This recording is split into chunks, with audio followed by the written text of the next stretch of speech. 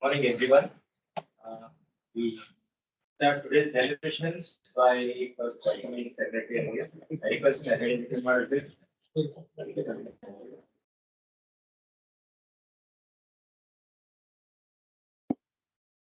As you can see, we have some of the very interesting, important minds from academia, industry, and the MoES institutions.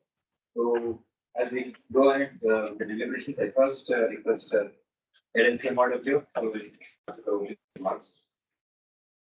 Good morning.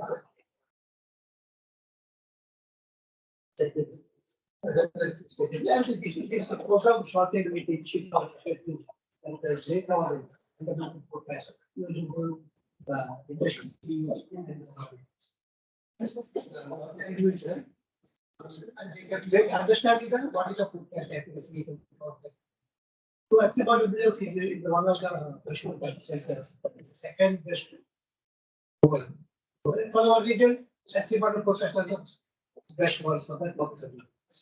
Even though that one the forecast limitations, and you understand the forecast limitations, then it will be better. And he's telling that most of the time when we be a 74% or 80% of forecast of them. Even sometimes there is a possibility 20-30%. Then they have to understand the user. Either they can what is the limitation of the forecast model. So in that we are conducting this workshop so that the user can understand what is the best things are available, what are the limitations, and what are.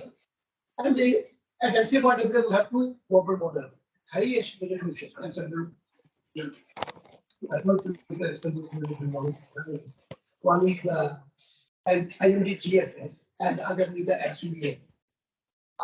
We have the 1 kilometer resolution, and also that regional models also we get about 4 kilometers and 3 kilometers resolution regional models are running. And we have the seamless forecast system for 300 meters with resolution 3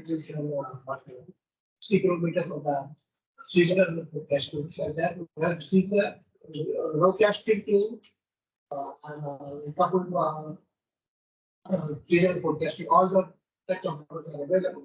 So that will also make us presentation, make available for development to us, make the understanding. For that, we also thank World Secretary Madam for basic discipline. Having here, the short notice, the idea for here, and also DG is also joining. And I think for many industry, industries, and with that, and our sister organization, MoES, and NCMRWF, they are also. And this is the joint MoES, all the MoES issues of the big thing about the category. And then we understand about the industry. Thank you. Now we request community break. Take results. Speak less and just sitting down this week. So good morning to all invitees and my colleagues from Ministry of Sciences. So today's workshop is very much relevant in the present scenario of changing climate conditions due to global warming. In any discussion about climate change, RE usually tops the list of changes that the world can implement to save off some of the worst effects of rising temperatures. Climate change is bringing about rising temperature, increase in extreme weather events, which have significant negative impact on humans and the environment.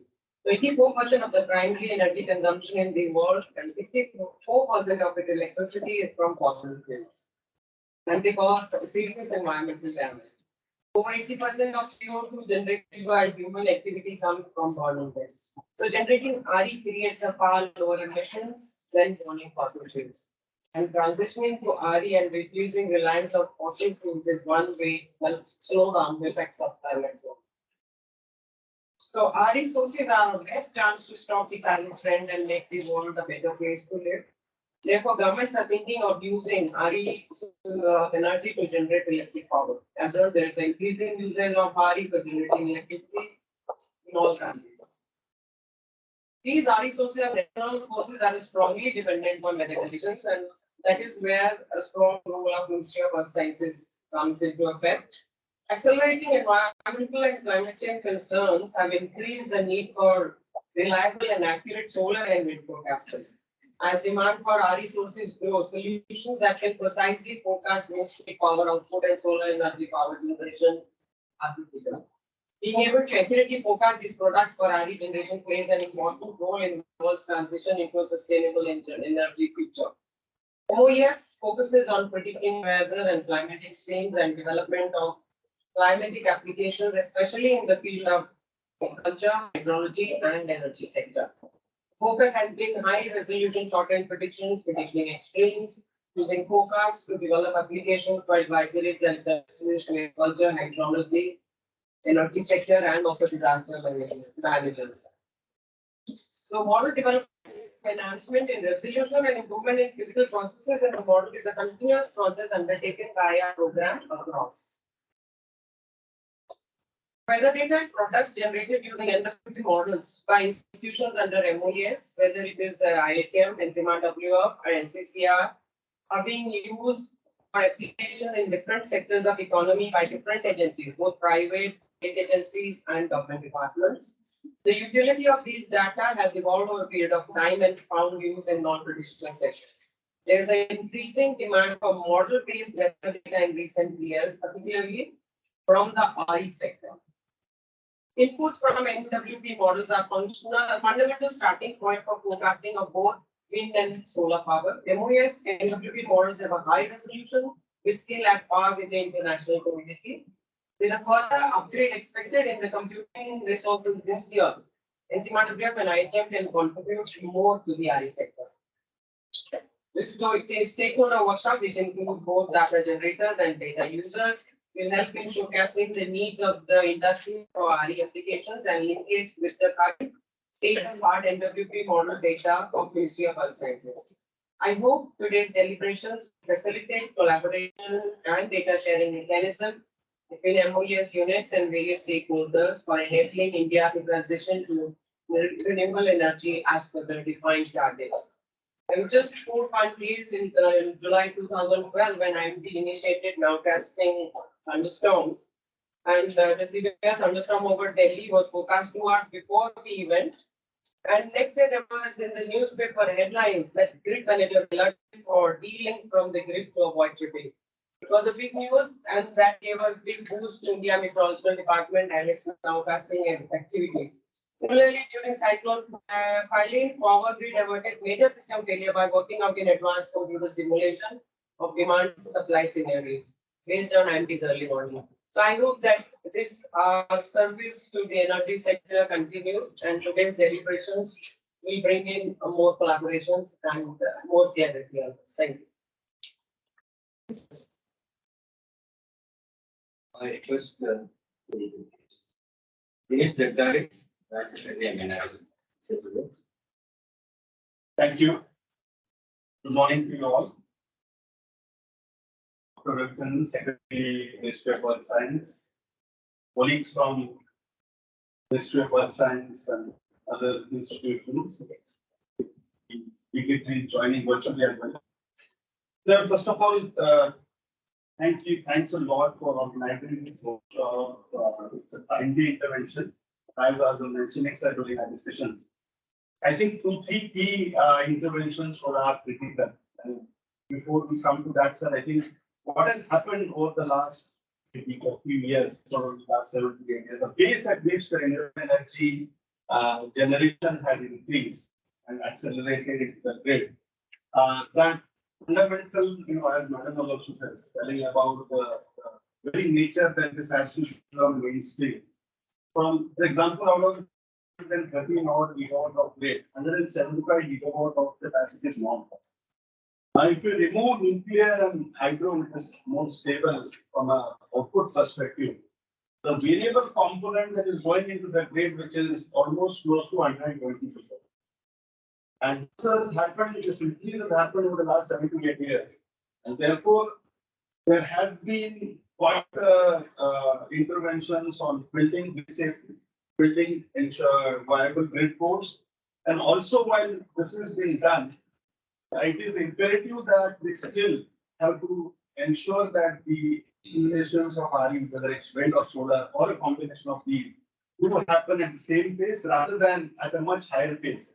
Just to clear the numbers, sir, we have a target of 500 gigawatt by 2030, which is a non-fossil based target.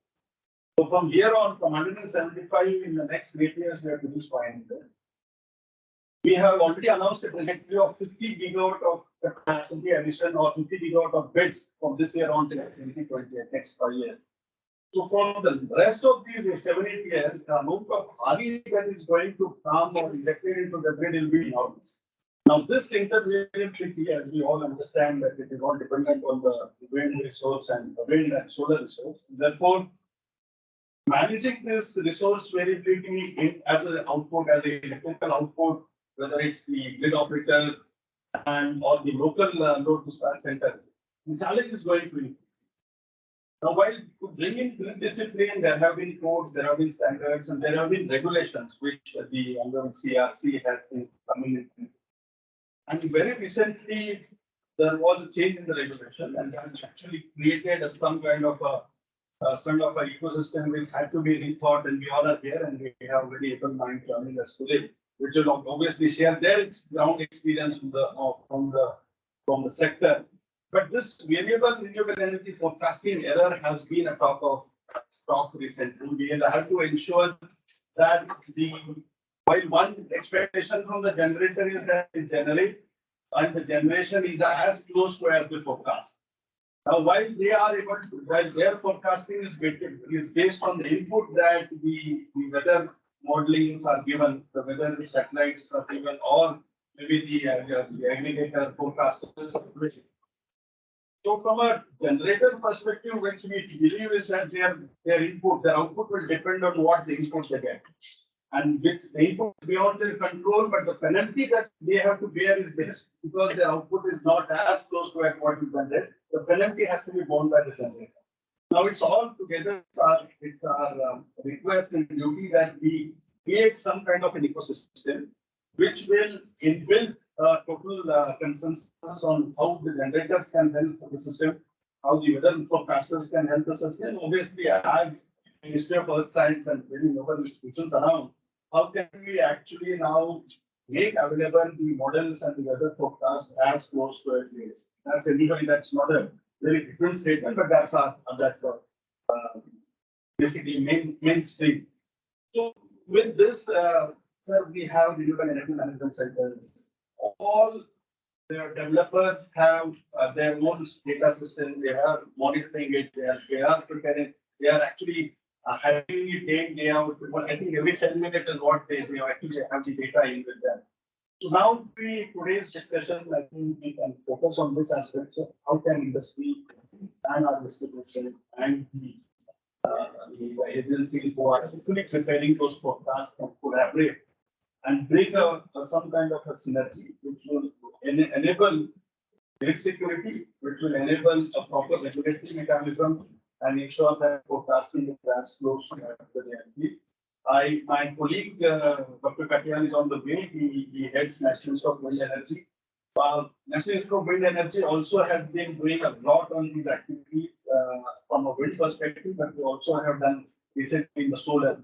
So I'm sure that today's discussion with the guidance will lead us to some kind of a roadmap wherein these institutions can collaborate with the private sector, the private developer, and an ecosystem is generated, which further can assist our country as a whole in accelerating the renewable energy. So, Thank you. Now, the request was Secretary Sir.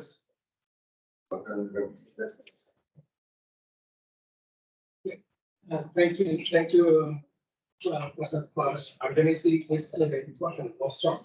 And very to all of you. And it's a great pleasure to be here as part of this. It's basically a brainstorming. It's not that one program. It's just to know what user require and what we can deliver, and also it's not possible both sides. Expectations plus providing information to match each other. So what is possible from us and what is your requirement that is to be given. When we talk about the energy forecast, I think the major criteria is the forecast. Very important. Of course, under this forecast is imperative. Then we need to see next one is what time is it. Suppose if I give the forecast in next few hours, it is a matter. Next day is a matter. Or seasonal time is a matter. On all the time scale, the climate time scale is a matter. Or which is a very important that we need to answer first. So that we need to focus when we are forecasting. Yes, first I will forecast improvement, I will go into particular times. So the temporal resolution, what we need in the forecast is the first criteria which we need to face. Number two is what are the parameters? Very important. Very somebody is required to this solar. Maybe when we want to solar power, then we worried about the temperature. In some places, there's humidity and say irradiance. So, what is that important factor? And each factor, okay, you may need many other factors, but these are the factors, this much uncertainties and this much bias. That's the factor. Then we have to match with what is possible from the forecast model, because the prediction is different. But forecast is the time series analysis, and from that we try to go for a forecast. So the forecast will be very important because not unlike predictability predictions can go here and there. But forecast be as minimum error as possible. So that is what we need to expect. So coming back to the temporal resolution as well as the parameter. And the third very important thing is we need to, I was mentioning about the accuracy. So what accuracy is tolerable or what is possible, or what is the uncertainty is expected. Suppose now, just now, yes, was mentioning about regulatory mechanism. For them, of course, they are making some regulatory mechanism for them. Suppose if we give accuracy at this level, then they are not able to meet their demands. Okay. whatever the forecast they are doing, that is not viable. Suppose we give the forecast is 50%. What is your minimum requirement and what is your highest expectation? That we have to bring out that in each parameter wise. So and temporal time scale, maybe in 6 hour time scale, I need the whole the temperature forecast of suppose 10% accuracy, and I should get this much time period. So all this information we have to know, and then we can see how much it is possible. That is and also the user point of view. Basically, our people are to improve the forecast to the our organizations, MoES organization all together. We need to improve our forecast for not only for the forecast in the region, but more specifically this particular aspect demand in the local. So for that we need to equip maybe some other technique, not only for the what is called the numerical weather prediction, but also we have to go for AI technique so that we can use them both the numerical weather predictions plus AI technique so that we will have a location specific forecast pattern. So for that, I think we need a user agency also to provide the time series data of particular variable to monitor and provide in real time so that parameters either to assimilate the numerical model as well as to use for the AML technique to have a local forecast system. So actually, we need to fuse together hyperlocal. Otherwise, it is very difficult to bring down the uncertainty. So this is the ways of ways we have to look at our institutions. Now, when we talk about total, there will be maybe, of course, discuss about what are the solution available and maybe what is your need. We will discuss and finally we will recommend and see that what are the best things we can do. This coming place. Of course, I come here mainly to understand the requirements. What is that you need at what time scale and whether it is possible or not. If it is not possible, how much possible we can do. If you give some more info, data, how we can increase further. So that's the idea we were looking at it. I think we will discuss, then maybe we can finally we can arrive at what is the way forward to improve this ecosystem. So that's what we will do. This is what we are I look forward.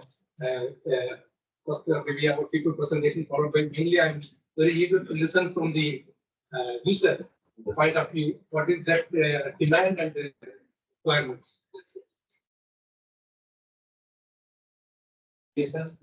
So as you can see, like we have participation from 17 companies who are already our users. Additionally, and That's better to one, one you can have one round of correction and then you can start with before making that, I want to make one more point. Of course, we are mainly focusing on solar energy as well as wind energy and energy. And just I want to make that many industries so we will have a similar things in the ocean sector. So we are trying to map the ocean energy, what is available. So potential right from offshore wind energy, tidal energy, wave energy, ocean current energy, salinity gradient energy, mainly salinity gradient, how much so where the river meets the sea. So that one then ocean thermal energy. So whether all this energy put together, we are trying to map, make basically each grid. What are the energy available? 1 by 1 degree in the ocean in different places. What is the resource available? Resource potential available? We are looking at it. Once that is available, maybe in a few months or so, we can call maybe another user interaction with us. So we will see that these are the possible energy we can tap. But how much economical that we have to work out in each grid cell, then we can go forward.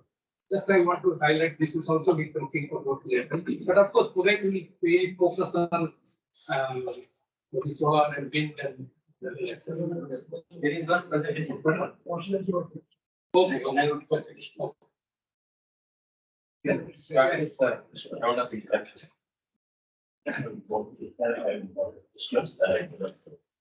Yes. Good morning, I'm Inaugural, Joint Secretary, Ministry of UN Development. Well, good morning, I'm Dr. Rajesh Shukla, Director General at National Institute for Good morning, everyone. I'm Vishal Patel, co-founder of Ravichandran. Good morning, everyone. I'm Suresh Pillai from Zurich. Good morning, everyone. I'm Dr. D.R. Patnaik, working at head of the Renewable Energy time. Yes. Good morning, I'm Vikas Sole from Renewable.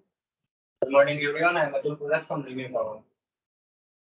Good morning, my name is Isha. I work for NCCR. We are basically using income model for carbon existence.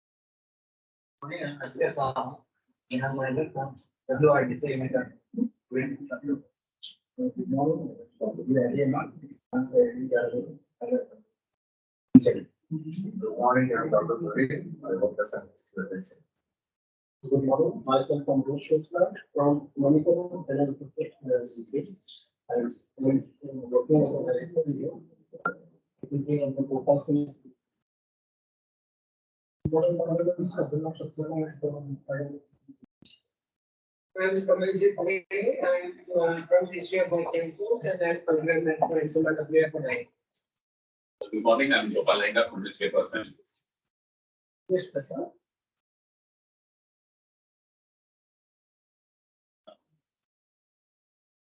Hello everyone, I'm Shasma, I work here at NCMRWF. And look after all the renewable energy programs.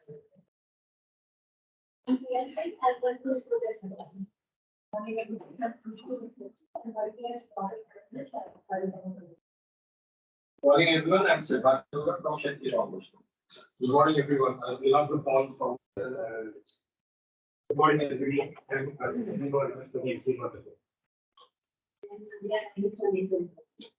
Good morning, everyone. I am Vikas Kumar Yadav, working at WRNTC, Grid Controller.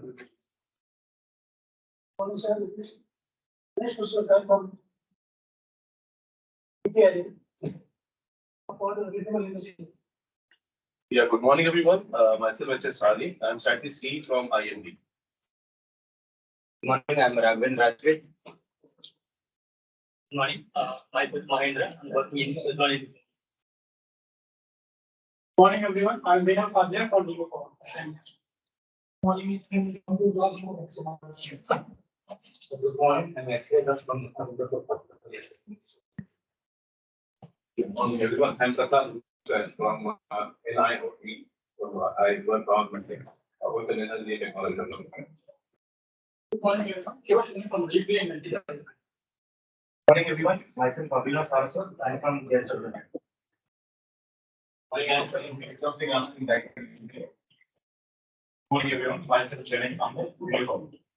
Good morning, everyone. Ritikara from We'll start the presentation. So just the couple of announcements that I wish to make here. First, we will briefly present for the benefit of new users and prospective users what the MoES institutions are doing, IITM, IMD, NCMRWF, NIOT, very briefly.